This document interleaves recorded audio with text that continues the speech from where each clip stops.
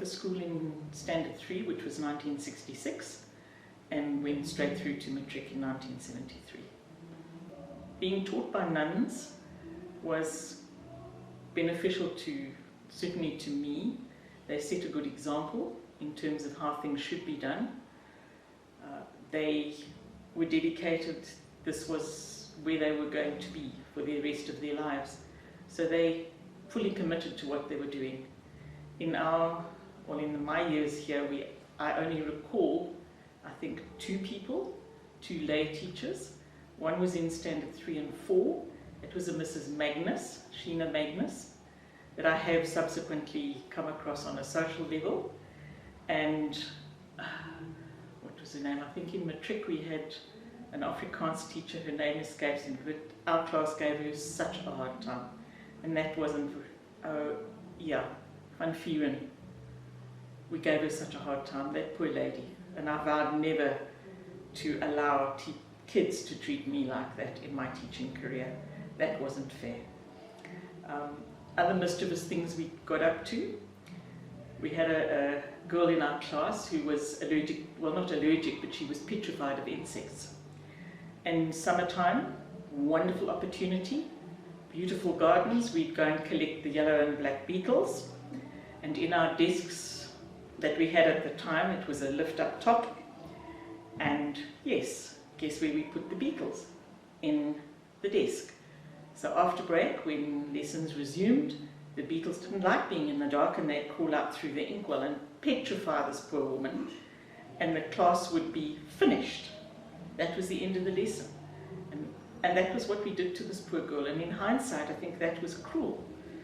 And we were never punished for it, but yeah. I don't know how she feels about it now. Maybe I should ask her. We are in contact. We're in contact with all but one of our classmates. So I think that for a class of 31 that we were in matric, that's quite some innings. We've managed to track the rest. And they are living all over the world. We've got many living in Europe, Australia, North America. So yeah, they're well spread, and of course New Zealand. So what else was fun? I happened to live over the road from the school in Jellicoe Street, and it was like running the gauntlet to dodge Father Schmidt's Alsatians that were at the back of the church there. And that was horrendous. And then we'd try and run down the lane to avoid all sorts of other things, because the lane at that stage still worked. Other fun things we did, I think other past pupils have alluded to the fact that we used to steal the vegetables, used to steal the fruit, and then try and jump over the wall, which didn't always work. But if you put temptation in the way, that's what's going to happen.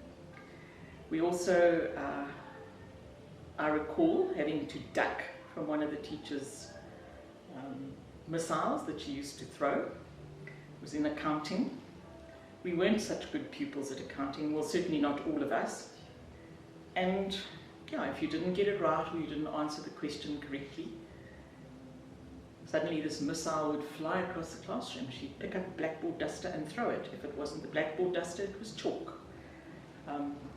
And once I'd left school and I'd met her at church in Primrose, for example, I was her long lost friend. It was amazing. And she just loved seeing me there. And it so happened that her and my father they grew up together in Boksburg. So that was the connection there. The swimming in the morning, the swimming in the afternoon, it was just a no-brainer. I was always in trouble. My nails, the end of the quick is right at the end of my finger. So when they did nail checks, which was this, it didn't matter what I did. My nails were too long. I got into trouble for that. The other thing I got into trouble for was my hair was always wet because of the swimming, and it was long. And I couldn't tie it up, I couldn't plait it, because it was wet. And if the nuns made you tie it up, it went green. So you didn't win. So in Standard 9 I just chopped it all off. It's enough of this now. Coming here on a Sunday was lovely during summer, because the pool was open to parishioners and school kids, and it was the most amazing time.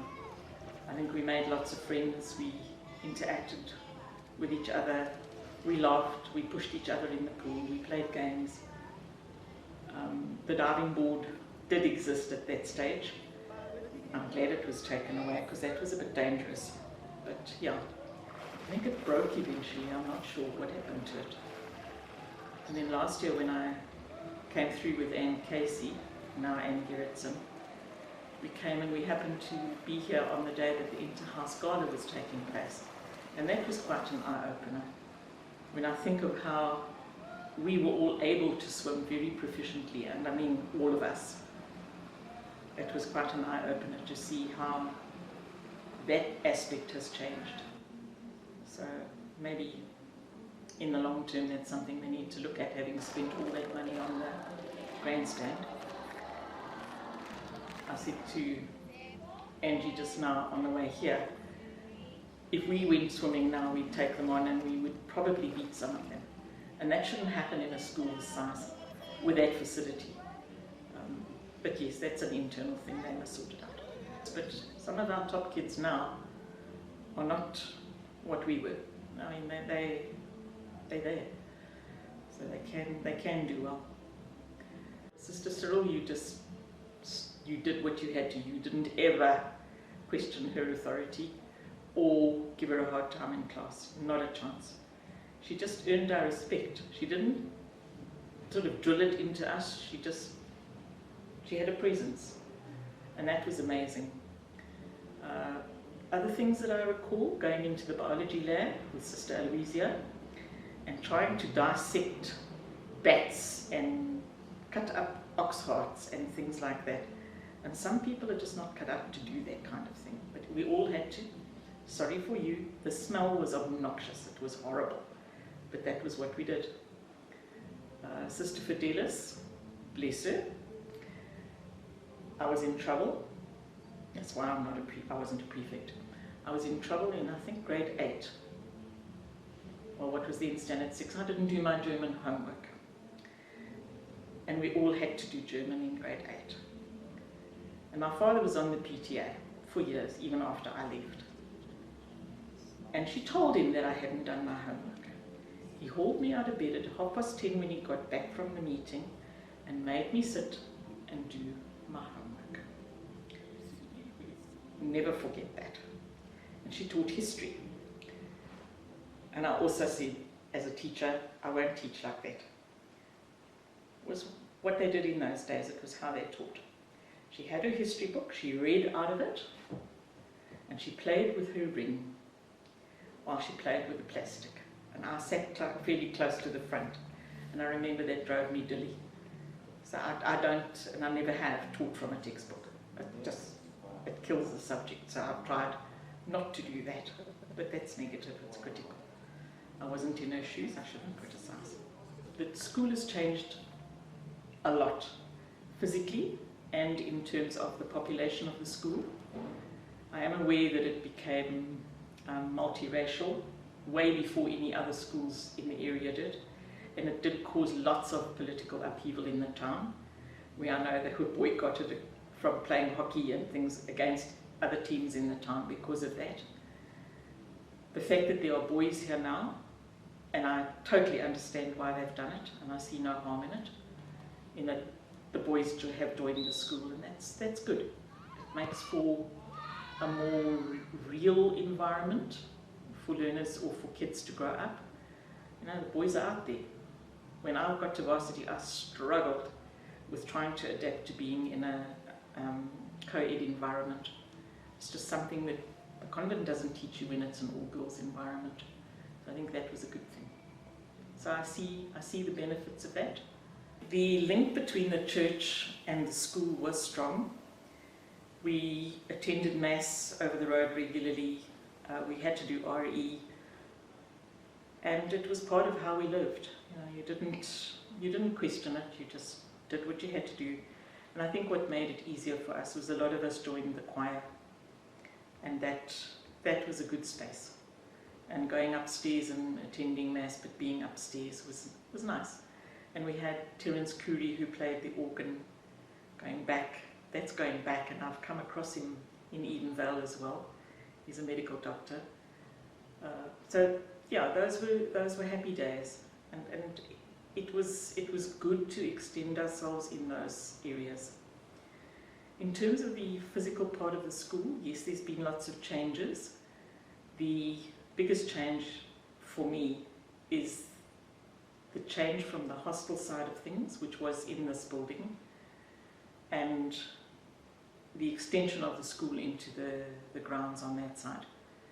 We had lots of girls who travelled long distances, lots of girls boarding from Joburg, but we had a lot of girls from Mozambique, some from Swaziland, and we had a few from Zambia, because things were changing in those countries, so it was important for them to have a safe space to go to. And I think this was traditionally a safe school for those kinds of girls. They only went home during the long holidays. The rest of the time they'd spend with us in our homes. And that was fine. And then because we all lived fairly close to the school, we could come across here when we knew they were going to have evening hijinks. They would have midnight feasts and things, and we'd try and sneak in. And that was fun. Discipline in the boarding establishment was quite tight. Girls who didn't toe the line or who got up to things they shouldn't have were simply removed. Told to leave, find another place to stay. You can finish your school here, but you will not be part of the boarding establishment. That's good, because it means that they should have learned something from it. My favourite space was always going to be the swimming pool. The environment that it stood for was just great, and we had coaches, Mr. Van Gent, Mr. Fleming, Mrs. Can't remember. She ran the Wimpy Bar in town. Anyway, so those were good. Mr. Van Gent actually played water polo for South Africa at the last Olympics that South Africa could attend, and he taught me to swim. Lost contact with the Van Gent family. I don't know where they are. Yeah. The Rose Garden that's been mentioned, that's important. It needs to be put back. Boxburg Convent is celebrating its centenary this year, and they actually had a rose specially grown for their centenary, and they've made 100. They've made a pattern of 100 with all the bushes in their front entrance, and it looks stunning. So from the staff room you look down on these beautiful roses, and it's a dull pink something like that. So that's really special. And the grotto was also really a nice spot. I wasn't going to teach at all. I was going to either be an engineer or a nurse or a professional swimming coach.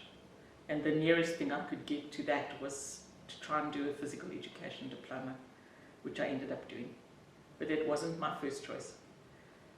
So not dealing with kids and physical education, there's so many pitfalls to doing it and the responsibilities that go with it, that it actually became difficult.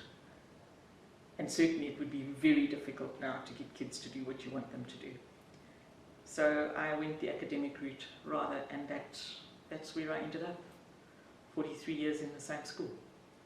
And I'm still there, doing part-time work. And I love it, it's fine. I'm just glad that the school is doing something to celebrate its centenary. I think it's an important milestone. And it's important for lots of more past pupils to be part of that. We have contact, and I've sent it through to the organisers, we have contact with lots of past pupils. So their email addresses have been forwarded. And we're also going to suggest that they find the oldest living past pupil and get that person here. She's, I believe, in White River. And we also have some opera singers that were part of this, and they need to be invited back too, because they have made a mark in South African society.